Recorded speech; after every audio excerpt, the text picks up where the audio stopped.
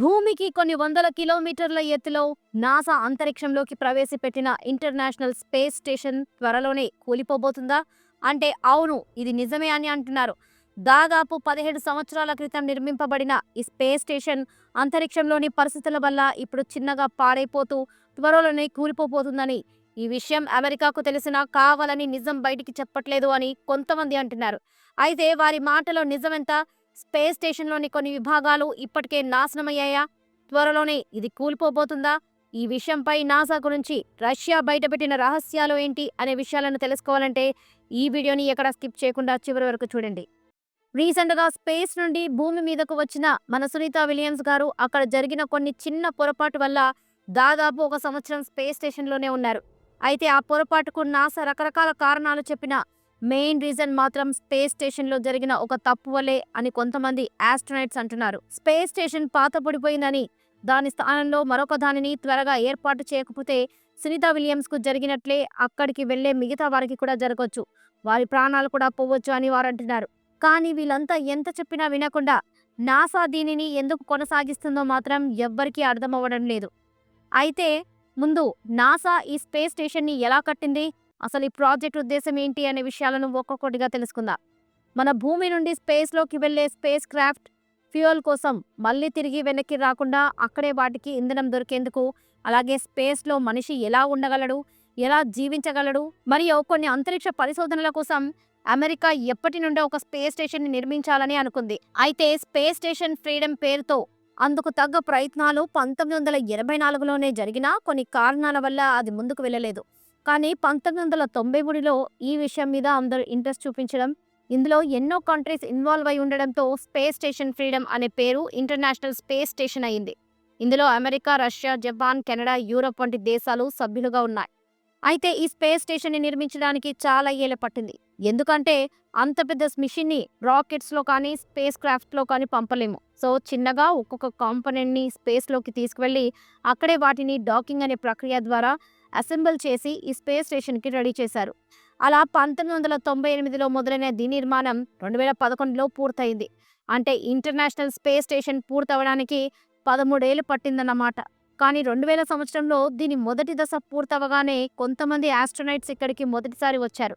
దీని నిర్మాణం కోసం నాసా మరియు ఇతర స్పేస్ ఏజెన్సీలు ఇప్పటికీ 150 సార్లు స్పేస్ క్రాఫ్ట్ని స్పేస్లోకి పంపారు. అలా ఇప్పటిదాకా ఈ స్పేస్ స్టేషన్ నిర్మాణానికి $100 బిలియన్ ఖర్చయింది. అంటే సుమారుగా 8 లక్షల కోట్ల రూపాయలు. ఇది మన భూమికి 400 కిలోమీటర్ల ఎత్తులో 109 మీటర్స్ పొడవుతో 420 టన్నుల బరువుతో ఉంటుంది. ఇది గంటకు 28,800 కిలోమీటర్ల వేగంతో భూమి చుట్టూ తిరుగుతుంది. అలా కేవలం 90 నిమిషాల్లోనే ఇది భూమిని చుట్టేస్తుంది. అలా ప్రతిరోజు భూమి చుట్టూ 16 సార్లు తిరుగుతుంది. దీనికి ఉండే అతిపెద్ద సోలార్ ప్యానెల్స్ వల్ల దీనికి ఎనర్జీ లభిస్తుంది. అయితే ఈ స్పేస్ స్టేషన్ విషయంలో డాకింగ్ అనేది చాలా ముఖ్యమైనది. దీన్ని ఉపయోగించే ఇంత పెద్ద నిర్మాణం జరిగింది. అలాగే భూమి నుండి స్పేస్కి వచ్చే ఏ స్పేస్ క్రాఫ్ట్ అయినా ఈ డాకింగ్ ప్రక్రియ ద్వారానే స్పేస్ స్టేషన్లోనికి వస్తారు. అలా ఎంతో మంది ఆస్ట్రోనైట్స్ ఈ స్పేస్ స్టేషన్కి వచ్చేవారు. అలా ఎప్పుడు ఈ ఐఎస్ఎస్లో 3 నుండి 6 ఉంటూ పరిశోధనలు చేస్తూ ఉంటారు. అలా వారు గురుత్వాకర్షణ లేని వాతావరణంలో జీవశాస్త్రం, భౌతిక శాస్త్రం, వైద్యం, ఖగోళ శాస్త్రం వంటి అనేక రంగాల్లో ప్రయోగాలు చేస్తారు. ఉదాహరణకు ఐఎస్ఎస్లో గురుత్వాకర్షణ లేని వాతావరణంలో మానవ శరీరంపై పరిశోధనలు జరుపుతారు. దానికి ఎముకలు బలహీనపడటం, కండరాల క్షీణత, రోగనిరోధక శక్తి మార్పులు వంటివి అర్థం చేసుకోవడం ద్వారా భవిష్యత్ అంతరిక్ష ప్రయాణాలకు సిద్ధం కావడానికి సహాయపడుతుంది. ఇవి మనిషిని చంద్రుడు మరియు మార్స్ గ్రహాలపై పరిశోధనలకు పంపేందుకు ఉపయోగపడుతుంది. అలాగే ఇక్కడి మరో విభాగంలో గురుత్వాకర్షణ లేని పరిస్థితుల్లో ప్రోటీన్ క్రిస్టల్స్ను ఉత్పత్తి చేసి క్యాన్సర్, ఆల్జీమర్స్ వంటి వ్యాధులకు మందులు అభివృద్ధి చేసి సక్సెస్ సాధించారు. అలాగే ఎలాంటి నీటినైనా 90% శుద్ధి చేసే పరికరం ఇక్కడ ఉంది. ఉదాహరణకు మన మూత్రం మరియు చెమటని కూడా శుద్ధి చేస్తుంది. ఈ ఐఎస్ఎస్ వల్లే మనం భూమి మీద ఇంటర్నెట్, జీపీఎస్లను వాడగలుగుతున్నాం.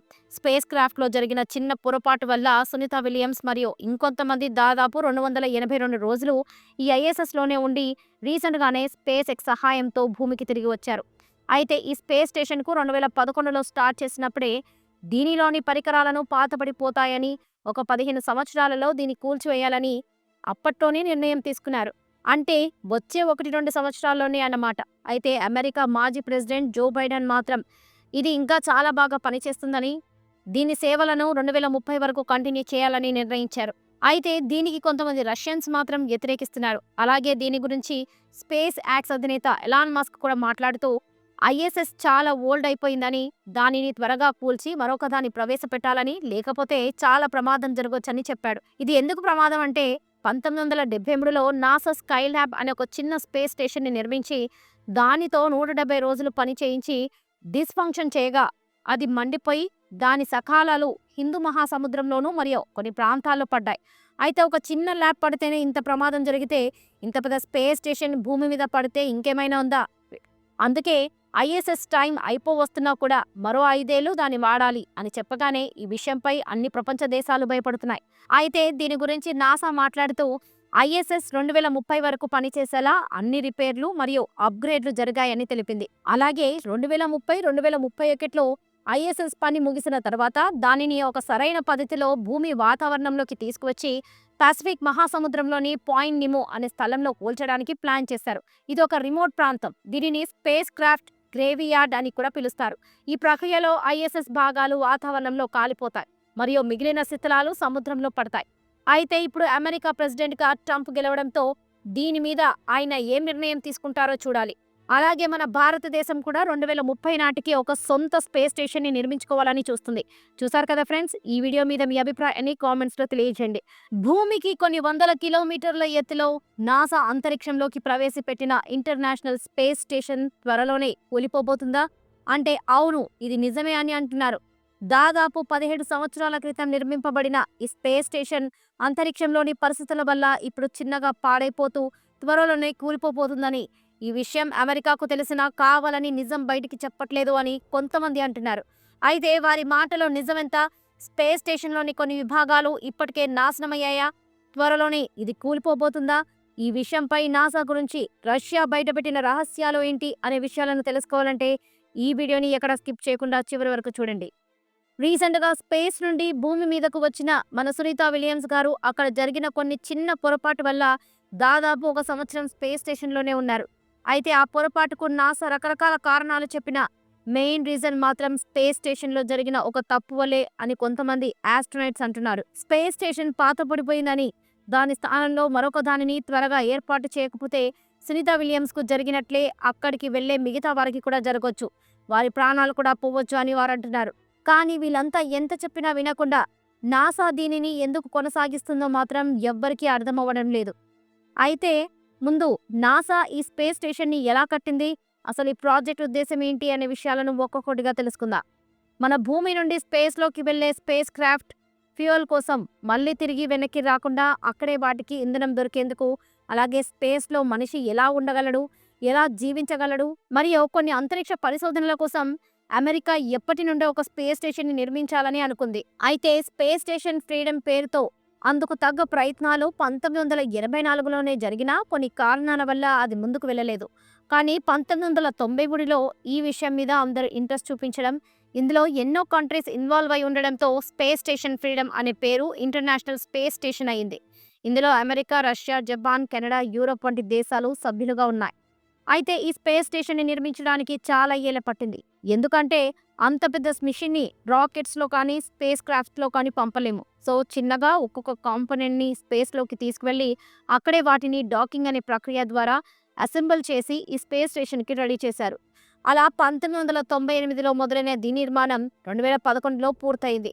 అంటే ఇంటర్నేషనల్ స్పేస్ స్టేషన్ పూర్తవడానికి 13 ఏళ్లు పట్టిందన్నమాట. కానీ 2000 సంవత్సరంలో దీని మొదటి దశ పూర్తవగానే కొంతమంది ఆస్ట్రోనైట్స్ ఇక్కడికి మొదటిసారి వచ్చారు. దీని నిర్మాణం కోసం నాసా మరియు ఇతర స్పేస్ ఏజెన్సీలు ఇప్పటికీ 150 సార్లు స్పేస్ క్రాఫ్ట్ని స్పేస్లోకి పంపారు. అలా ఇప్పటిదాకా ఈ స్పేస్ స్టేషన్ నిర్మాణానికి $100 బిలియన్ ఖర్చు అయింది. అంటే సుమారుగా 8 లక్షల కోట్ల రూపాయలు. ఇది మన భూమికి 400 కిలోమీటర్ల ఎత్తులో 109 మీటర్స్ పొడవుతో 420 టన్నుల బరువుతో ఉంటుంది. ఇది గంటకు 28,800 కిలోమీటర్ల వేగంతో భూమి చుట్టూ తిరుగుతుంది. అలా కేవలం 90 నిమిషాల్లోనే ఇది భూమిని చుట్టేస్తుంది. అలా ప్రతిరోజు భూమి చుట్టూ 16 సార్లు తిరుగుతుంది. దీనికి ఉండే అతిపెద్ద సోలార్ ప్యానెల్స్ వల్ల దీనికి ఎనర్జీ లభిస్తుంది. అయితే ఈ స్పేస్ స్టేషన్ విషయంలో డాకింగ్ అనేది చాలా ముఖ్యమైనది. దీన్ని ఉపయోగించే ఇంత పెద్ద నిర్మాణం జరిగింది. అలాగే భూమి నుండి స్పేస్‌కి వచ్చే ఏ స్పేస్ క్రాఫ్ట్ అయినా ఈ డాకింగ్ ప్రక్రియ ద్వారానే స్పేస్ స్టేషన్‌లోనికి వస్తారు. అలా ఎంతోమంది ఆస్ట్రోనాట్స్ ఈ స్పేస్ స్టేషన్‌కి వచ్చేవారు. అలా ఎప్పుడు ఈ ఐఎస్ఎస్‌లో 3 నుండి 6 ఉంటూ పరిశోధనలు చేస్తూ ఉంటారు. అలా వారు గురుత్వాకర్షణ లేని వాతావరణంలో జీవశాస్త్రం, భౌతిక శాస్త్రం, వైద్యం, ఖగోళ శాస్త్రం వంటి అనేక రంగాల్లో ప్రయోగాలు చేస్తారు. ఉదాహరణకు ఐఎస్ఎస్‌లో గురుత్వాకర్షణ లేని వాతావరణంలో మానవ శరీరంపై పరిశోధనలు జరుపుతారు. దానికి ఎముకలు బలహీనపడటం, కండరాల క్షీణత, రోగనిరోధక శక్తి మార్పులు వంటివి అర్థం చేసుకోవడం ద్వారా భవిష్యత్ అంతరిక్ష ప్రయాణాలకు సిద్ధం కావడానికి సహాయపడుతుంది. ఇవి మనిషిని చంద్రుడు మరియు మార్స్ గ్రహాలపై పరిశోధనలకు పంపేందుకు ఉపయోగపడుతుంది. అలాగే ఇక్కడి మరో విభాగంలో గురుత్వాకర్షణ లేని పరిస్థితుల్లో ప్రోటీన్ క్రిస్టల్స్ను ఉత్పత్తి చేసి క్యాన్సర్, ఆల్జీమర్స్ వంటి వ్యాధులకు మందులు అభివృద్ధి చేసి సక్సెస్ సాధించారు. అలాగే ఎలాంటి నీటినైనా 90% శుద్ధి చేసే పరికరం ఇక్కడ ఉంది. ఉదాహరణకు మన మూత్రం మరియు చెమటని కూడా శుద్ధి చేస్తుంది. ఈ ఐఎస్ఎస్ వల్లే మనం భూమి మీద ఇంటర్నెట్, జీపీఎస్లను వాడగలుగుతున్నాం. స్పేస్ క్రాఫ్ట్లో జరిగిన చిన్న పొరపాటు వల్ల సునీత విలియమ్స్ మరియు ఇంకొంతమంది దాదాపు 282 రోజులు ఈ ఐఎస్ఎస్లోనే ఉండి రీసెంట్గానే స్పేస్ ఎక్స్ సహాయంతో భూమికి తిరిగి వచ్చారు. అయితే ఈ స్పేస్ స్టేషన్కు 2011లో స్టార్ట్ చేసినప్పుడే దీనిలోని పరికరాలను పాతపడిపోతాయని, ఒక 15 సంవత్సరాలలో దీన్ని కూల్చివేయాలని అప్పట్లోనే నిర్ణయం తీసుకున్నారు. అంటే వచ్చే 1-2 సంవత్సరాల్లోనే అన్నమాట. అయితే అమెరికా మాజీ ప్రెసిడెంట్ జో బైడెన్ మాత్రం ఇది ఇంకా చాలా బాగా పనిచేస్తుందని, దీని సేవలను 2030 వరకు కంటిన్యూ చేయాలని నిర్ణయించారు. అయితే దీనికి కొంతమంది రష్యన్స్ మాత్రం వ్యతిరేకిస్తున్నారు. అలాగే దీని గురించి స్పేస్ యాక్స్ అధినేత ఎలాన్ మస్క్ కూడా మాట్లాడుతూ ఐఎస్ఎస్ చాలా ఓల్డ్ అయిపోయిందని, దానిని త్వరగా కూల్చి మరొక దాన్ని ప్రవేశపెట్టాలని, లేకపోతే చాలా ప్రమాదం జరగొచ్చని చెప్పాడు. ఇది ఎందుకు ప్రమాదం అంటే 1978లో నాసా స్కైల్యాబ్ అనే ఒక చిన్న స్పేస్ స్టేషన్ని నిర్మించి దానితో 170 రోజులు పని చేయించి డిస్ఫంక్షన్ చేయగా అది మండిపోయి దాని సకాలాలు హిందూ మహాసముద్రంలోనూ మరియు కొన్ని ప్రాంతాల్లో పడ్డాయి. అయితే ఒక చిన్న ల్యాబ్ పడితేనే ఇంత ప్రమాదం జరిగితే ఇంత పెద్ద స్పేస్ స్టేషన్ భూమి మీద పడితే ఇంకేమైనా ఉందా? అందుకే ఐఎస్ఎస్ టైం అయిపోవస్తున్నా కూడా మరో 5 ఏళ్లు దాన్ని వాడాలి అని చెప్పగానే ఈ విషయంపై అన్ని ప్రపంచ దేశాలు భయపడుతున్నాయి. అయితే దీని గురించి నాసా మాట్లాడుతూ ఐఎస్ఎస్ 2030 వరకు పనిచేసేలా అన్ని రిపేర్లు మరియు అప్గ్రేడ్లు జరిగాయని తెలిపింది. అలాగే 2030-2031లో ఐఎస్ఎస్ పని ముగిసిన తర్వాత దానిని ఒక సరైన పద్ధతిలో భూమి వాతావరణంలోకి తీసుకువచ్చి పసిఫిక్ మహాసముద్రంలోని పాయింట్ నిమో అనే స్థలంలో కూల్చడానికి ప్లాన్ చేశారు. ఇది ఒక రిమోట్ ప్రాంతం. దీనిని స్పేస్ క్రాఫ్ట్ గ్రేవియార్డ్ అని కూడా పిలుస్తారు. ఈ ప్రక్రియలో ఐఎస్ఎస్ భాగాలు వాతావరణంలో కాలిపోతాయి మరియు మిగిలిన శిథిలాలు సముద్రంలో పడతాయి. అయితే ఇప్పుడు అమెరికా ప్రెసిడెంట్గా ట్రంప్ గెలవడంతో దీని మీద ఆయన ఏం నిర్ణయం తీసుకుంటారో చూడాలి. అలాగే మన భారతదేశం కూడా 2030 నాటికి ఒక సొంత స్పేస్ స్టేషన్ని నిర్మించుకోవాలని చూస్తుంది. చూసారు కదా ఫ్రెండ్స్, ఈ వీడియో మీద మీ అభిప్రాయాన్ని కామెంట్స్లో తెలియజేయండి.